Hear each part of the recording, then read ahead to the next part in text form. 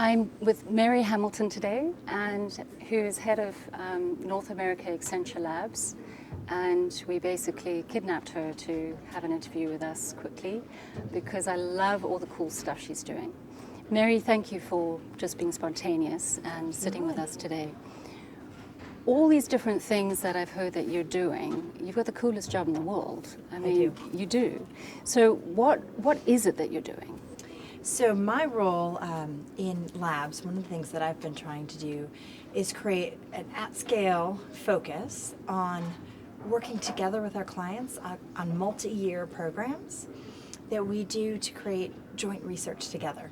So we're really thinking about who are some of our marquee clients, like Disney Studios, Faurecia, which is a tier 1 automotive supplier that makes seats and interiors, and helping them think about the shift as we're moving into this digital world of how we go from car seats to experiences in the autonomous vehicle. And what does that look like? And how do we do research together with them to really explore that space? So give me an example. I mean, today we're in Liquid Studios experimental lab, which I believe is an underwater, what is it? What are we in? It's the stateroom, guest stateroom of the future. So imagine being on a cruise ship, walking into your room and being able to control everything from the heating to the lighting to the music that plays, either through an app or maybe your settings are already pre-established and you just walk in and the room adjusts to you. It knows when and where you're going to be. So, audience, we're above water. We're not underwater in this experimental room. So, you know, one of the things that I love, having worked with Accenture Labs now for a year, is the emphasis that you all have on humans. And I find that, well, first of all, relieving, all right, yes, number one. Of course. But two, you really are walking your talk. You know, do you find that working here? Yes, absolutely. You know, when we think about the technology, there's a responsible side to it, and it's understanding how this is going to impact humans. And the research that I've led for years is really about the digital experience, and that experience is about the human experience, whether it's on the customer or the consumer side, or even on the employee side. What does it look like if your teammate is a robot? How do you communicate? How do you collaborate? What's the human side of that interaction? Not just the robotic system, because there's a lot of work that goes into the technology behind that, but also, you know, what does it look like when we're interacting with autonomous or smart products?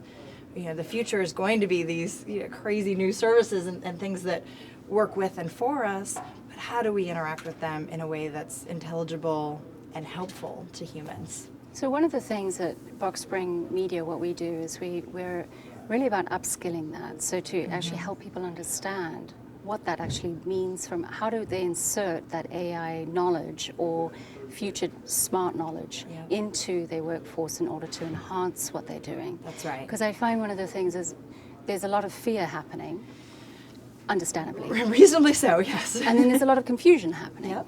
So I mean, how are you yourself personally sifting through all that to find that clarity?